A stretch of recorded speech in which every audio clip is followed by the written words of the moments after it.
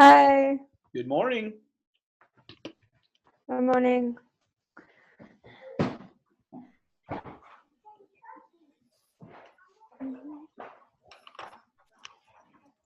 I have a question. Sure. So for yesterday's homework, where did we turn it in? Like, do we grade it together? Yeah, we're gonna grade together, and I will show you. I'll just so that everyone sees it once. I'll show you. You're supposed to turn it in on Teams. Oh, on the lesson 6.1 thing? Correct. Correct. Okay, so we grade together and then we turn it in. You can Okay. turn it in first, and then we'll grade it. That's fine. Because remember, you're not physically turning in anything to me, so you can still turn it in, quote quote, electronically, and still be able to grade it this morning.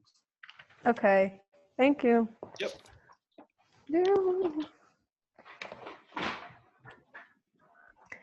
Oh, and also, I I thought that 31 was just different parts of a question, so I did all of 31 and Okay. the Yeah, me same too. thing from 31 to 34. Is that Okay. okay? That's fine. Okay.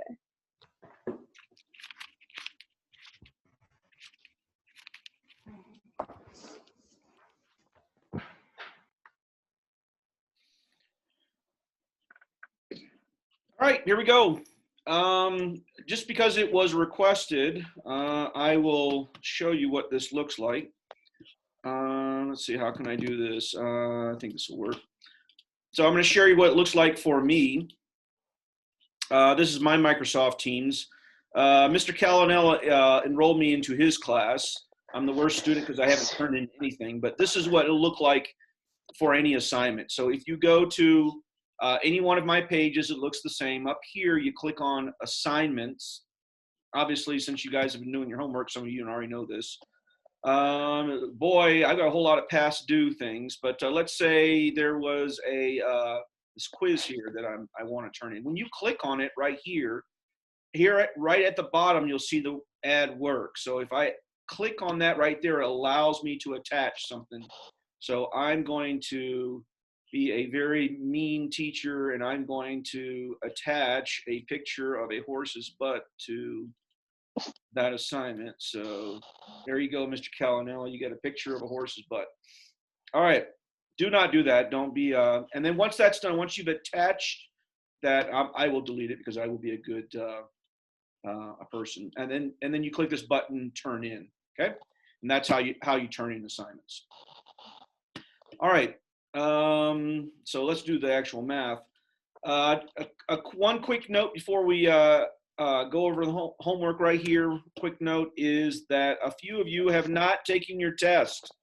So Keegan, I know I told you I would give you one extra day. So today is your last day. You got to get it turned in today. But I still have not received the Chapter 5 test from Ace, Josh, Pierce. You've turned it in, or at least you've clicked the turn in button, but you never attached any pictures. I got to have a picture, Pierce. So make sure you attach a picture. If you run into any electronic problem, like, hey, I can't attach a picture or something's going wrong, whatnot, just send me an email or a chat so that I know what's going on.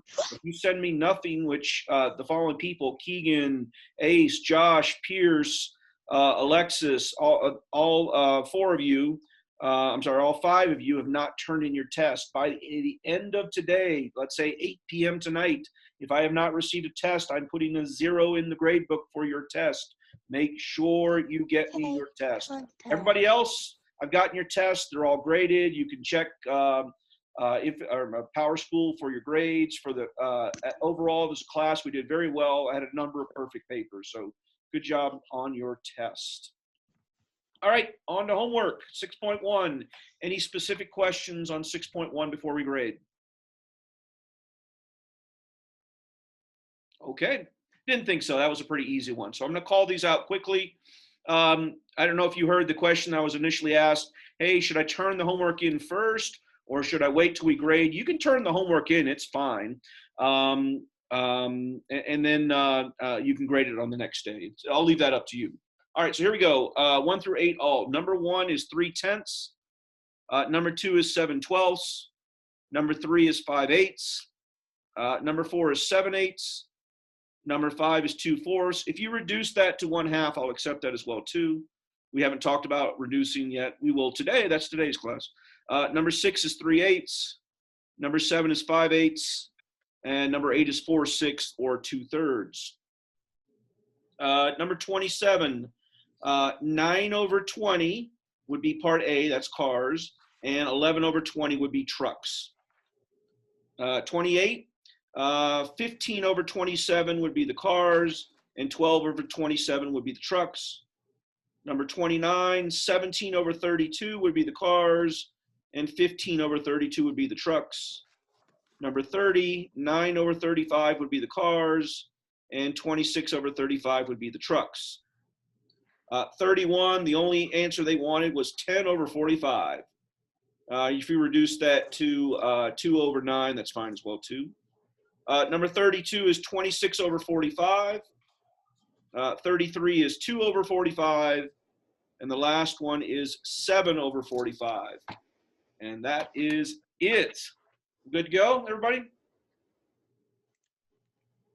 Okay, here we go. Hey, we're gonna take 6.2 and we'll break it up into 2 days. 2 days. So here is your homework for tonight. 1 through 22 all. This will take you a little bit of time. Not a lot of time, but it'll take you a little bit of time. I'm not saying even 30 minutes, but don't plan on this being like, a quick 5-10 minute thing. So 1 through 22 all, 184 to 185. Actually, it's only page 184 as I look at it. All right, and remember this is also listed on the assignment, which posts at about 7 a.m. every day. So this is called equivalent fractions, equivalent fractions. 2 objectives, make an equivalent fraction and put fractions in lowest terms. This is where we get the class on reducing fractions. All right, so look at this crummy picture that I was unable to make flat. Here is a number line between 0 and 1, and halfway between 0 and 1 is, well, the fraction of half. I've taken the value 0 to 1, broke it up into 2 equal parts, and smack dab in the middle would be 1 out of 2 equal parts. If I took the same number line and I broke it up into 4 equal parts, notice I've now broken it up into 4 equal parts, I get the fractions 1/4, 2/4, 3/4. Smack dab in the middle is 2/4.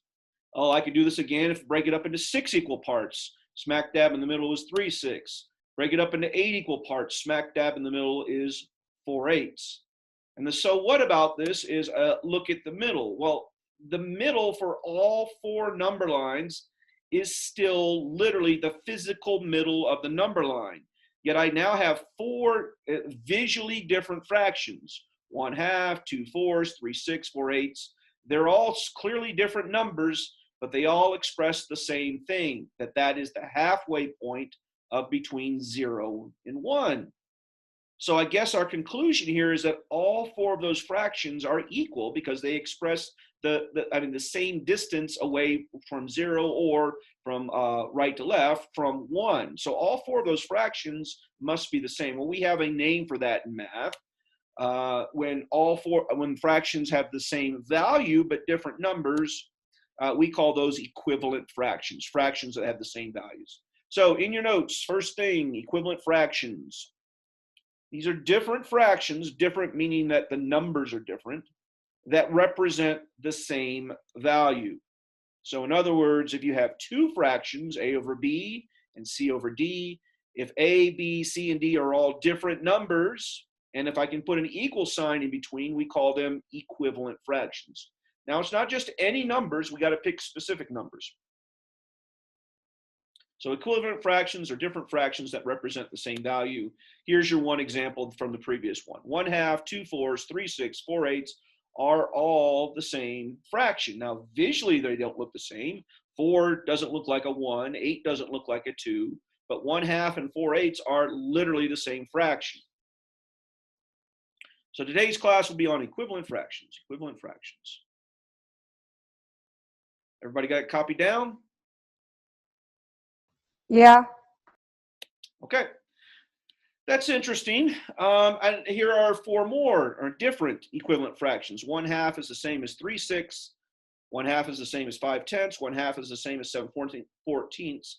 And all 4 of those fractions are exactly the same. They all represent a halfway point between 0 and 1. Well, what's interesting is that if we go from left to right, so for instance, I take the fraction 1/2 and 7/14. To go from a 1 to a 7, well, we could multiply 1 times 7 to get to 7, and check out what happens if we multiply the denominator by that same number 7. Yeah, we get to 14. That works with any one of these fractions. How do we get through 1 to 5? We will multiply 1 times 5. We multiply 2 times 5, we get to 10. It works with 3. Multiply top and bottom by 3, and you get to 3, 6. 3 times 1 is 3. 3 times 2 is 6. So going from left to right, that's multiplication. Anyone want to take a guess if we go from right to left, what that would be? Division. Yeah, because division is the inverse of multiplication. So if we divide 7 by 7, we get to 1. If we divide 14 by 7, we get to 2. So that's kind of interesting. I didn't get the last slide. Is that Pierce? That's me. And before that, Who's me? Jameson. Oh, Jameson. The person who sits next to Pierce.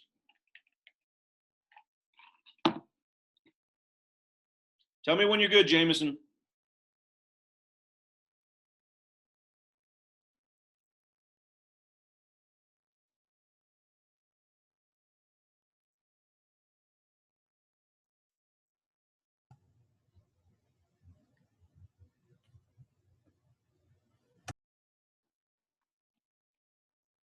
I'm good. Okay. You don't need to copy this one down. I was just pointing out that to go from left to right, it's multiplication. Right to left, it's division. All right. So for the next a few games for today and tomorrow, basically just 2 games. The first game is to make an equivalent fraction. So our goal right here, I'm going to give you a fraction, for instance, 3/5. You're going to make an equivalent fraction. So here's how it's done. Check this out. If we took 3/5 and we multiplied it by 1, anybody want to take a guess of what we would get? You'd get 3/5. Yeah, because any number times 1 is 3/5. That's the identity property of multiplication, that any number times 1 is itself. So what I'm going to do now is I'm going to take that same fraction, 3/5. I'm going to still multiply it by 1, but I'm going to write 1 in a different form. I'm going to write 1 as 2 divided by 2. 2 divided by 2, remember that's what a fraction is, division. 2 divided by 2 is the number 1. Yet I'm going to leave it as not 1, but I'm going to write it as 2 over 2. So when we multiply straight across, 3 times 2 is, somebody? Wait, what was the 6. question again? 3 times 2 is 6, and 5 times 2 is, 10. yeah. So it turns out that when we multiply 3/5 times 2 over 2, we get 6/10.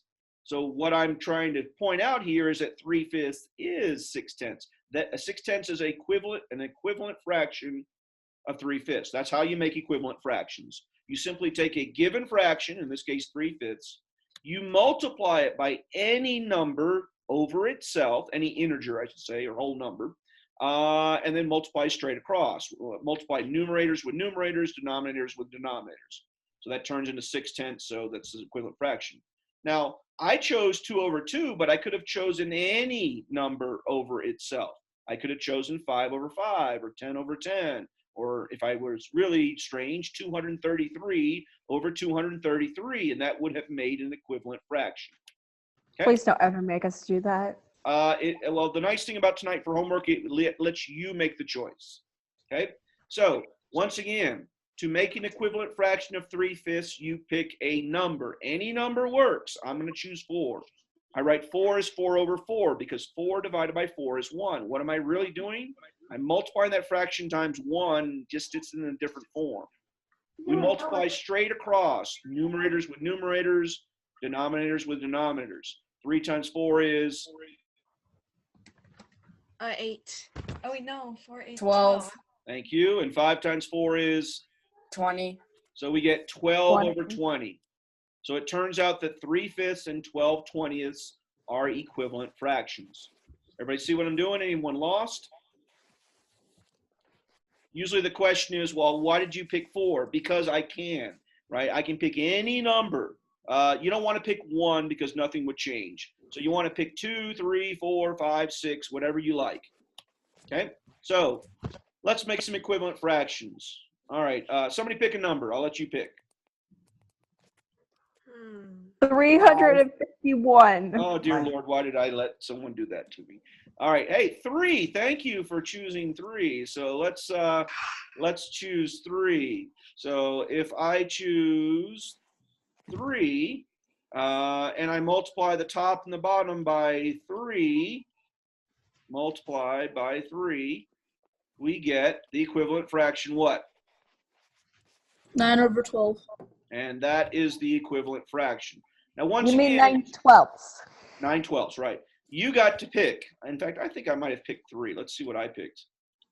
I picked 4. All right. If I picked 4, I would get 12/16. Right? Those are equivalent fractions. If I pick 2, 2 is usually a pretty popular number because it's easy to do the math. We get 6/8. That was 1. All right. I'm looking at homework for tonight. Yeah. We'll be fine. Okay. So those are equivalent fractions. Questions? Yes. For the homework webpage, is it on? I'm sorry, I wasn't here. I had technical difficulties. Remember, you can always go on Microsoft Teams and pull up the assignment, and I will show you that page at the end of class. Okay, thank you. All right. It always works, but sometimes we can do this using division. Not all the times, but we can go in the opposite direction. Remember, going from left to right, we multiplied. Going from right to left, we divided. So you are also allowed to divide the top as long as you're dividing by a divisible number. So actually what we're going to do is use stuff from the last chapter, greatest common factor. What's the GCF of 12 and 20? Anyone?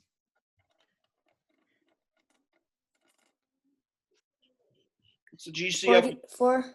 4. So if I, instead of multiplying the top and bottom by 4, I divide by 1. What happens when you divide any number by 1? You get me?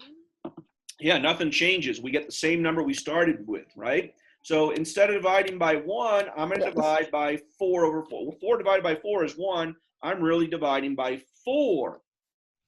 Same process. 12 divided by 4 is? 12 by 4, 8. 3. And 3. 20 divided by 4 is? 5. Yeah, so we get 3/5 because 12 divided by 4 is 3. 20 divided by 4 is 5. Okay? So you got to be careful with division. Division only works if you divide by a number that's divisible into both of these numbers, right? Meaning both of these numbers must be divisible by 4. All right. Well, let's do this. What number goes into both 8 and 20? Anybody? 8 and 20. 4. 4. So if I divide top and bottom by 4, 8 divided by 4 is?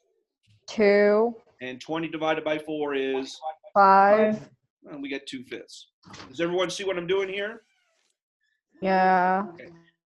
GCF of 12 and 18? Is it 6? It is 6, right? So if we divide the top and bottom by 6, we'll get to, let's see, let me do this one with my pen. If we divide by the GCF, I mean, we're going to divide top and bottom by 6. Divide top and bottom by 6. We would get what? 2/3. We would get 2/3. Okay. Now, there's no rule that says you must divide by the GCF. We could also, and you can see my example, we can divide top and bottom by 2, and we get another equivalent fraction, 6/9. Okay. So tonight for homework, they're going to ask you to do a process called reduction, and that's kind of what we're leading up to. Okay. So that's pretty interesting. So the next game, sort of, well, here's the game, right? I'm going to give you 2 equivalent fractions, these 2 right here. And what I'm going to do is I'm going to erase one of them. See what I did? I erased the 20. And the question is, can you figure out what is the question? Who did that? 20. All right. So the question is, well, yeah, because you can see that the 20. The question is, how do you know it's 20? So here is the answer. If we Then go multiply from, whoever's drawing, please stop. All right. If we go from left to right, to go from a 2 to 8, how do we go from a 2 to an 8? times 4. Times 4. And remember, whatever we do at the top, we got to do to the bottom. Hey, you guys need to stop now. All right. To go from 2 to 8, we multiply by 4. We're going to multiply both top and bottom by 4. So in other words, this one is a multiplication, and that's how you would figure out that the question mark would be 20. Okay. Same thing. How do we go from a 4 to a 12? It looks like that's because we're going from left to right. That's multiplication. That would be multiplied by 3, multiply top and bottom by 3. Therefore, question mark equals 9. Okay. All right. You go from left to right. Remember, as always, multiplication. To go from right to left is division. So if we go from left to right, right? Well, wait a minute. How do we go from a 15 to a 5? This is the issue, is that sometimes they can switch this up. To go from a 15 to a 5, that's not multiplication. That's Division. division. So what are we dividing by here? 3. Yeah, so we need to divide the top and bottom. So this thing that I keep showing here, multiplication division, is the question you need to ask yourself. So to go from one number to the next, well, basically all you're doing is identifying whether you're getting bigger or smaller. When you get bigger, that's multiplication. When you get smaller, that's division. So it looks like we're dividing 15 by 3 to get to 5. So do the same thing to the top, and we get to our answer. Question mark is equal to 3. So let's do one. Here we go. Top one. Are we getting bigger or smaller here? Bigger. Bigger. Bigger is multiplication, so what are we multiplying by? 4. Okay, so I need to multiply top and bottom by 4. Therefore, question mark equals 8. question mark equals 8. Okay. All right. To go from a 10 to a 50, we're getting bigger or smaller?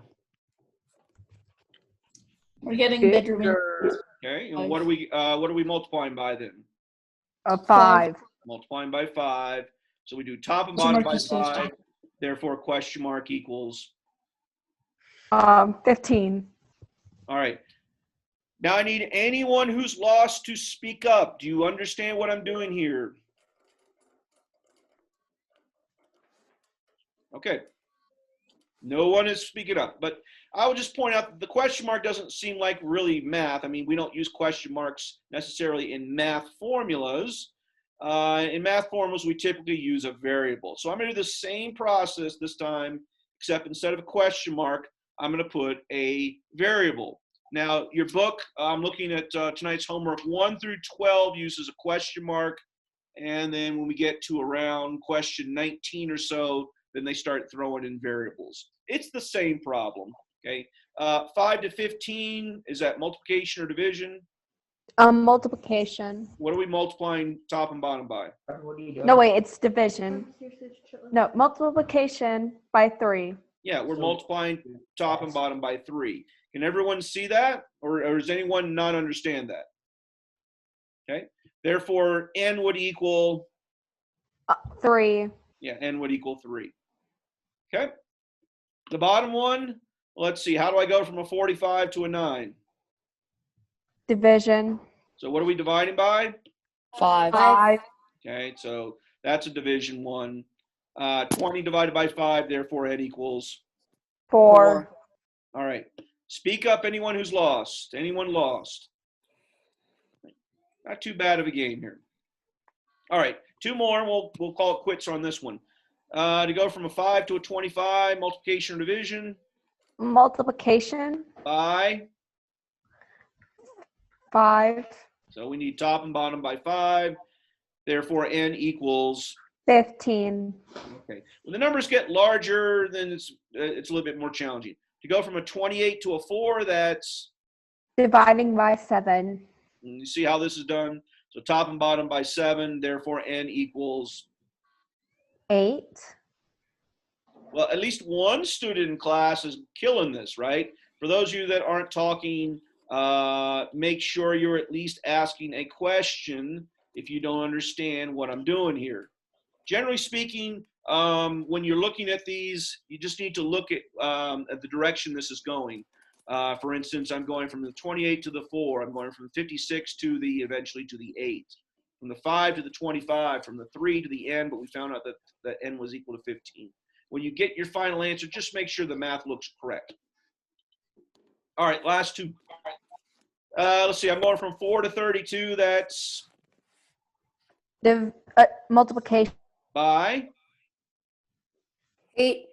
looks like we're multiplying top and bottom by 8. Therefore, n equals, top one, 8. n equals, 8. 56. correct. Good job. To go from 55 to 5, that is clearly Oh, okay. multiplication, division. Division. That is division. All right. So, therefore, n equals 8. 8. equals 8. You guys are doing well at this. Doing well at this. Are we good to go? All right. Yes. Yes. Okay, cool. Last game for today is this process. Looking at this chart, remember, we're thinking about the middle. Those are all equivalent fractions. If they're all equivalent fractions, one of those, the smallest one, 1 over 2, is what's called the reduced fraction. So 1 over 2, when you can't reduce it by, or you can't divide anymore, that is called when the fraction is in lowest terms, or it's a reduced fraction. Write this down, please. So a fraction whose denominator and numerator are relatively prime. Now, I got to point that out. Notice 3 and 4, the GCF of 3 and 4 is 1. Remember, we defined relatively prime as when the only number that goes into both is the number 1. We call that relatively prime.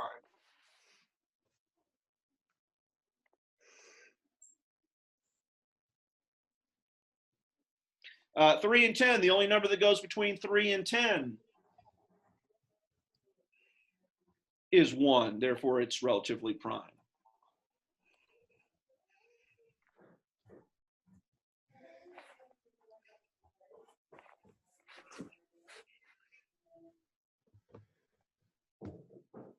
Okay. 4 over 10, however, is not relatively prime because 2 can go into both. So this is how you determine whether a fraction has been fully reduced. You continue to reduce a fraction until the only number that goes into both the numerator and the denominator is the number 1. So 4 over 10, right, if you're asked to reduce the fraction, is not completed yet.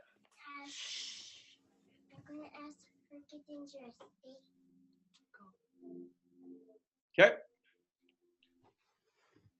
Everybody have this copied down?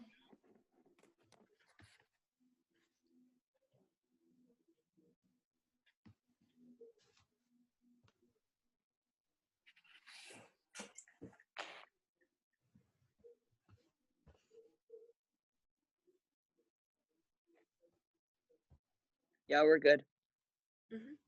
Okay. So the last game is to, well, it's to actually reduce a fraction. So I'm going to show you there's 2 techniques of how this is done. Okay. One is called the GCF and the other one is a little bit slower. All right. GCF is the easiest. It's the fastest, right? Guaranteed. I'm sorry. It's not the fastest because sometimes it takes a while to calculate the GCF. Okay. So here's how it's done. I'm going to give you a fraction. Are there any numbers that go into 12 and 18? Yeah, there's lots of numbers. 2, 6, right? 2, 6. Right. If you are able, 3. technique number 1, 3 goes into both, right? So 2, 3, and 6. Okay. If you're able to, you find the GCF. The GCF of 12 and 18 is 6. 2. 6. No, 2 is not the GCF. So remember, the process of finding the GCF, right, can take some time. Now, some of you are quick and you can do this in your head. Others of you have to think about all the factors of 12. 1 and 12, 2 and 6, 3 and 4, all the factors of 18, 1 and 8. You're doing this in your head, right? 1 and 18, 2 and 9, 3 and 6, and then you pick the largest number, which is 6. So this process, which has to be done in your head, or I guess can be done on scratch paper, is why this technique sometimes takes a while. The nice thing about this is if you can find the GCF, that's what you're going to divide the numerator and the denominator by. So I'm going to divide the top and the bottom by 6. Okay, 12 divided by 6 is, 2, and 18 divided by 6 is, 3. and there we go. We have reduced the fraction. So the issue with technique number 1, divide by the GCF, is you got to find the GCF. Okay. So method number 2 is, well, I don't know what the by the way, the answer we already know is 2/3. Same problem. We know the answer is 2/3. Well, let's say you don't know the GCF. Then all you do is pick any other common factor. What else goes into 12 and 18? Somebody? What other number goes into 12 and 18? 3. 3 goes into 12 and 18. 2 goes into 12 and 18. You pick either one of those. I'll just pick 2. Nothing special about 2. Notice both numbers were even, so we can divide both numbers by 2. 12 divided by 2 is, 6. and 18 divided by 2 is, 9. but see, here's the issue is that if you do this, there's still another number that goes into 6 and 9. What goes into 6 and 9?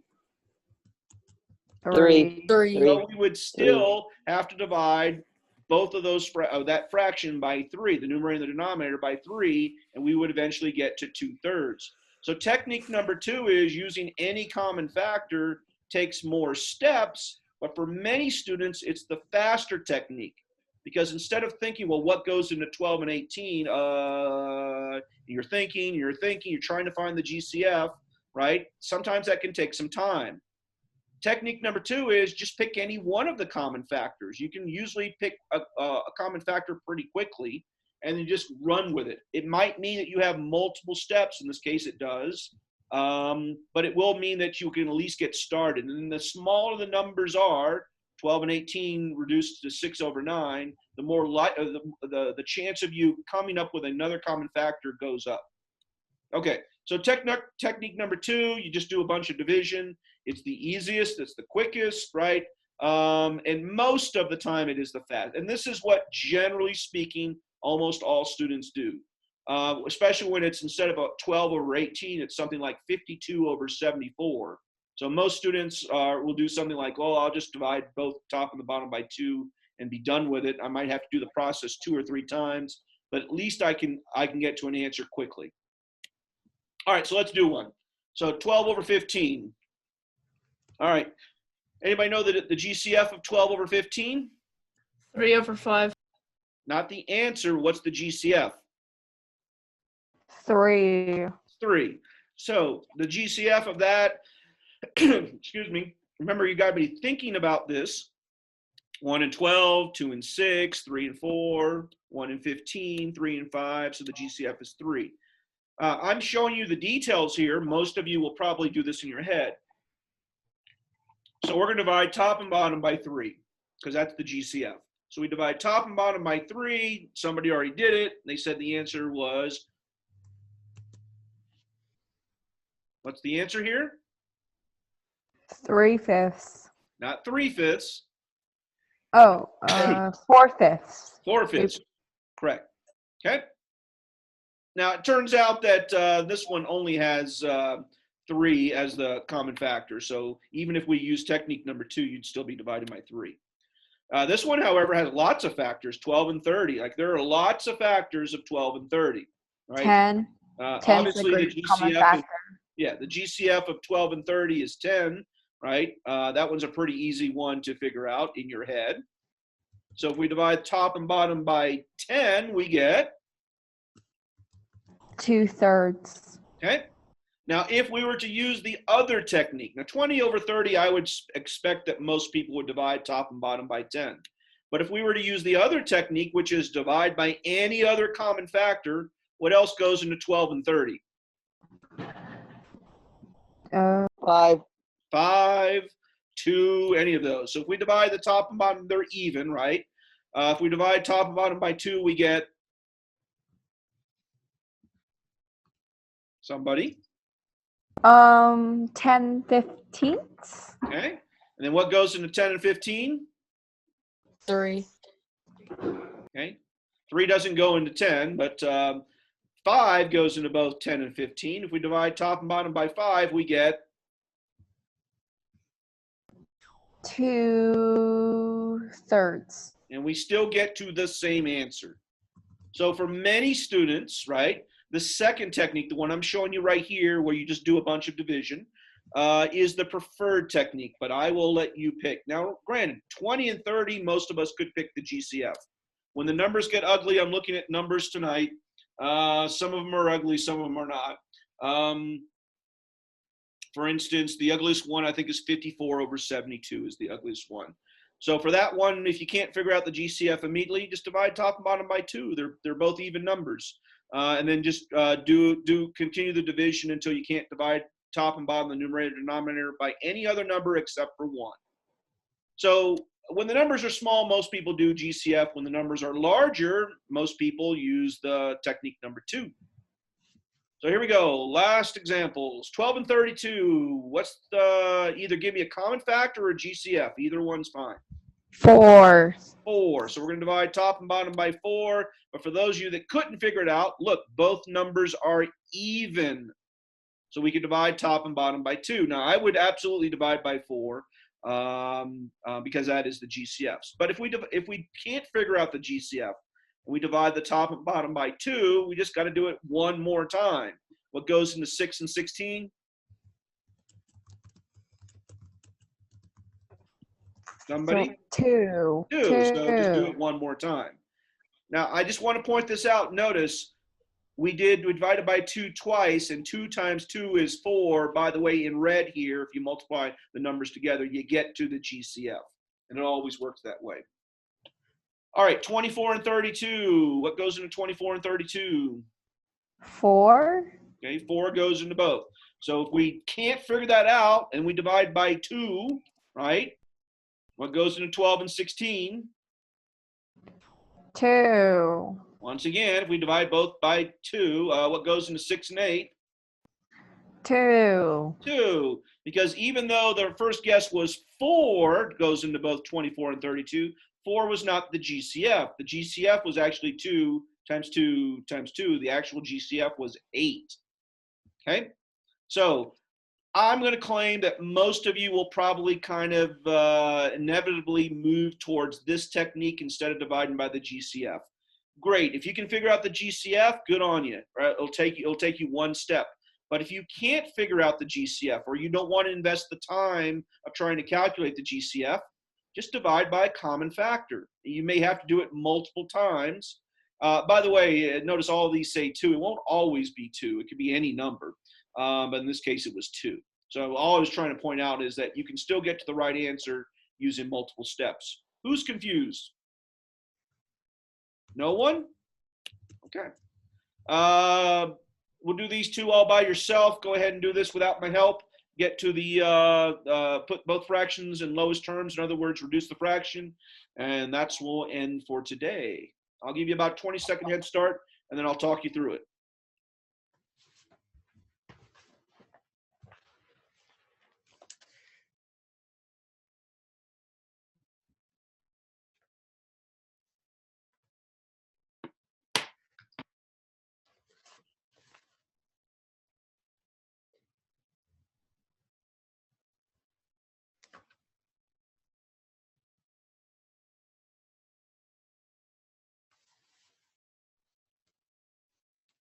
All right, the first one, 12 and 18. Let's see, I know 2 goes into that. So if I divide top and bottom by 2, I get 6/9. And, oh wait, 3 goes into 6 and 9. So if I divide top and bottom by 3, I get 2/3. If I had known that the GCF was 6, and I divided by top and bottom by 6, I would have done it in one step. All right, the bottom, 20 and 35. I'm using my divisibility rules. Both those numbers end in a 0 or 5, so I could divide by 5. So if I divide top and bottom by 5, 20 divided by 5 is 4. 35 divided by 5 is 7. I get 4/7. And oh, by the way, it's the GCF. Notice the GCF 2 times 3 is 6, okay, in red. Cool. Any questions on anything we did right now? Tonight for homework, you got to do everything. You're going to have the ones where they give you two fractions with an equal sign, and there's either a question mark or a variable. You have to calculate what that is.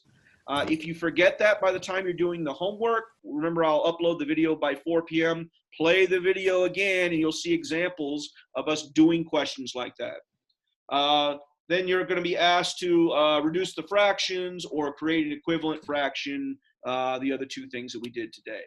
So we made equivalent fractions and we reduced the fractions. That's what we did. Any questions on anything that we did? No. Good to go? All right, we will end it there. We're about 10 minutes ahead of time, so use this time to take a break or to get started on your homework or to send me a quick chat if you're afraid to ask a question in class. Any of that will work.